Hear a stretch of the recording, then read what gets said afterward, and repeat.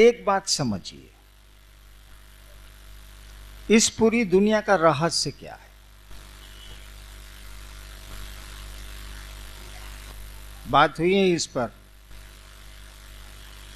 कई वक्ताओं ने इस पंक्ति को अपनी चर्चा में कहा कि पूरी सृष्टि उस शिव की इच्छा से निर्मित है, उस ईश्वर की इच्छा से निर्मित है। ध्यान दीजिएगा, आप भी निर्मित हैं उसी की इच्छा से। ये खुदा की खुदाई है, उसकी इच्छा से यहां सब कुछ निर्मित है, चल भी रहा है, टूट भी रहा है, फिर निर्माण हो रहा है। क्या वह इच्छा आपके पास है? मैं महोत्सव में नहीं बोल रहा, इसीलिए समझने की कोशिश करिए। वह इच्छा आपके पास भी है। क्या नहीं बनाए हम लोगों ने, बनाते चले जा रहे हैं। बीमारियों से लड़ने के साधन, रहने की व्यवस्था, आवागमन के नए नए उपाय, आवाम, क्या नहीं बनाए? किस चीज से बनाए? अगर सोचा नहीं होता, अगर संकल्प नहीं लिया होता, न टेबल बनता, न मकान बनता, न हवाई जहाज बनते, न पनडुब्बियां बनती। किसी ने सोचा, ज्ञान लिया, क्रिया की। यानी मूल बात है उसकी सोच, उसकी इच्छा। उसकी इच्छा, उस कहा जाता है कि शिव की इच्छा में तो बड़ा बल है। उसकी इच्छा ही शक्ति है, कहा जाता है शिव की इच्छा ही शक्ति है। शिव शक्तियों से जाने जाते हैं, उसी की इच्छा से वो जाने जाएंगे। वो आप में भी आई है। और बहुत कुछ तोड़ते हैं आप, बहुत कुछ बनाते हैं आप, बहुत कुछ रखते हैं आप। और इसके पीछे एक ही रहस्य है, आपका संकल्प। संकल्प शब्द का प्रयोग इसीलिए किया गया है कि आपकी इच्छा थोड़ी कमजोर है उस ईश्वर से। आप अस्पताल जा रहे हैं, नहीं भी जा सकते हैं।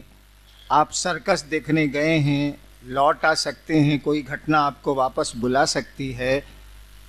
यानी इच्छा है आपकी कि आज सिनेमा जाएंगे। सिनेमा हॉल में बैठे भी हैं आप सिनेमा देखने को, और दुर्घटनाएं आपको घर भेज देती हैं, दूसरी जगह भेज देती हैं, और आपको जाना पड़ता है। यानी इच्छा तो है सिनेमा देखने की, लेकिन वो इच्छा टूट गई, किसी ने तोड़ दिया या टूट गई। यानी हमारी आपकी इच्छा है कमजोर। लेकिन यही इच्छा जब संकल्प का रूप लेती है, यही इच्छा जब भाव का रूप लेती है, एक ही चीज है वो, प्रेम, भाव और विचार। इच्छा जिसको बोलते हैं, इच्छा में विचार ही है, थॉट्स है। वही इच्छा जब मजबूत होती है तो आप इसको भाव शब्द देती हैं, है वही। यही भाव जब मजबूत होते हैं तब आप प्रेम या दुश्मनी, जो कहिए, आप प्रेम का रूप देते हैं, है वही। पानी वही है जो भाप भी बना है, या भाप वही है जो पानी भी बनता है, और बर्फ भी है वही। यानी उस सृष्टिकर्ता के पास जाने के साधन आपके पास हैं, क्योंकि उसने अपनी इच्छा से पूरे जगत का निर्माण किया है। आप अपनी इच्छा से शिव के पास जाएंगे। वो ऊर्जा आपको दी हुई है, वो अस्त्र आपके पास है, वो साधन आपको दिया हुआ है। आपकी इच्छा कमजोर है, इसीलिए कहा जाता है कि इस भाव होगा तो शिष्य बनेंगे आप, भाव होगा तो देवता लभ्य होंगे, भाव होगा तो देवताओं का दर्शन होगा। कुछ नहीं है, ये आपकी इच्छा है और कुछ नहीं है। इच्छा अभी होती है, फिर टूट जाती, लेकिन इच्छा जब ठहर जाएगी तो उसके रूप बदलेंगे, उसके परिणाम भी बदलेंगे। रहेगी मटेरियल वही है, सामान वही है, H2 वही है, हाइड्रोजन 2 ऑक्सीजन 1, उतना ही है। पानी में, बर्फ में, भाप में, मटेरियल तो एक ही है। मटेरियल आप ही के पास, वो इच्छा का मटेरियल है। उसको आप मजबूत करते हैं तो भाव बनते हैं, और बोल देता है लोग भावेन लभते देवता भावेन देव दर्शन, भाव से देवता मिलते हैं, भाव से देवताओं का दर्शन होता है, बोल देता है।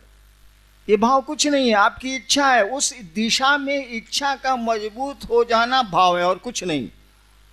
शिव मेरे गुरु हैं, इस इच्छा का संकल्पित हो जाना, मजबूत हो जाना शिष्य भाव है और कुछ नहीं। अब आइए, शिवलिंग की पूजा करते हैं हम आप। यह प्रश्नकर्ता का प्रश्न गलत था कि मैं मना करता हूं, मैं कतई मना नहीं करता, मना तो जरूर करूंगा भाई साहब। मोटरसाइकिल रखे हैं आप, मुझको पता है कि चलाना नहीं आता है, चलाएंगे तो कहीं हड्डियां नहीं टूट जाएं, ये डर तो सताता है। शिवलिंग पर जल चढ़ाने से कौन मूर्ख रोकेगा आपको? कैसे चढ़ेगा जल? फिर आपको शिव की इच्छा में चलना होगा कि शिवलिंग जो बने हैं वो किसकी इच्छा से बने। समझाया गया ना, लोग बोल रहे थे ना कि शिवलिंग में माना जाता है कि ऊपरी भाग आकाश है और उसकी जो पीठिका है, नीचे का जो भाग है वो पृथ्वी है। ये आकाश और पृथ्वी किसने बनाए? किसी की इच्छा से बने हैं, ये शिवेच्छा, किसी की इच्छा से बने हैं ये, तो उसी की इच्छा से ना फिर वापस होंगे। तो मूल अस्त्र तो आप खो चुके हैं। शिव भाव आपके पास रहेगा तब ना शिवलिंग पर जल चढ़ाने की बात उठेगी। यही बात कुंडलनी साधना में भी है। शक्ति, कुंडलनी साधना कौन चाहिए? कुल मने शक्ति, कुंडलनी मने शक्ति जहां घेरा मारे हुए, बस उसका अर्थ यही। वो जो शक्ति है यानी शिव की जो इच्छा है वो पांचों तत्वों से गुजरते हुए क्षिति तत्व तक जब आई है, पृथ्वी तत्व तक जब आई है, तब साधक ने कहा कि इसी को जगा के चलते हैं। जैसे आप ऊपर से सीढ़ियों से चढ़ से नीचे उतरे हैं, किसी ने कहा ऐसे ही हम ऊपर जाएंगे, नीचे से ऊपर जाएंगे। किसी ने कहा दूर हवाई जहाज स्टार्ट करते रहे, हेलीकॉप्टर स्टार्ट करते रहे, सीढ़ी लगाते रहे। तो उन्हीं रास्तों से चढ़ने का नाम है कुंडलनी साधना। ये कुंडलनी उतरी कैसे है भाई साहब? ये शक्ति आई कैसे है पृथ्वी तत्व में? शिव की इच्छा से आई। अपार शक्ति है, गजब की शक्ति है। कहा जाता है कि मिट्टी में जो ताकत है, क्षिति तत्व में जो ताकत है, करोड़ों बिजलियों की चमक है। एक बिजली की चमक तो जुल्म है। कोटि सौदामिनी भाषाम, करोड़ों बिजलियों की चमक है। सोचिए उसमें कितनी ऊर्जा है, कितनी ऊष्मा है।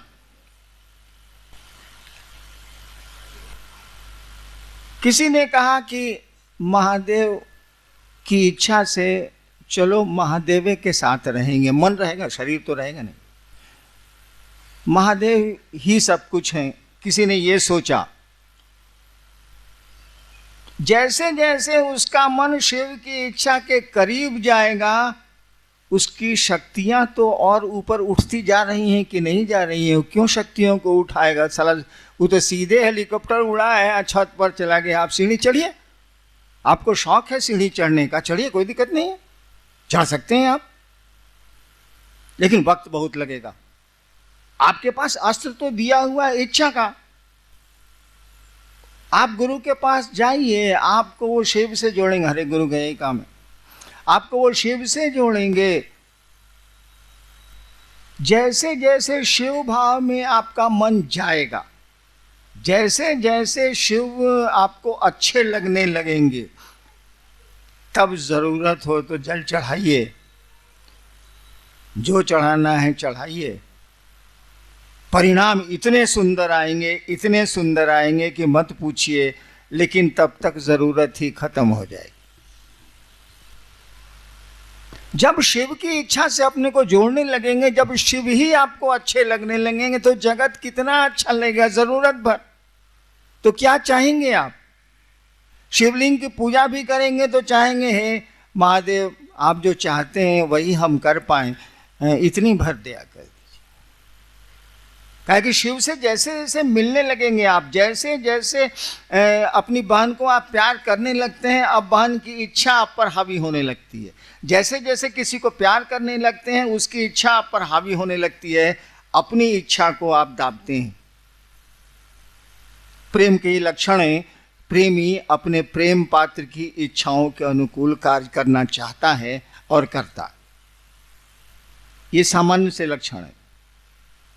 तो जब शिव भाव में आपका मन जाने लगेगा तो लौकिक कौन सी कामना बच जाएगी।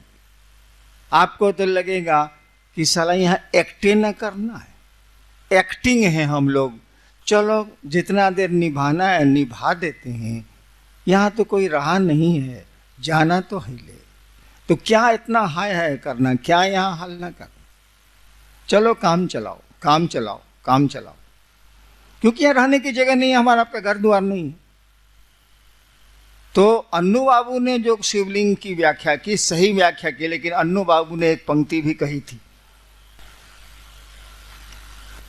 हमारा आपका मन कचड़ों को तो पकड़ता है लेकिन सही बात को नहीं पकड़ पाता।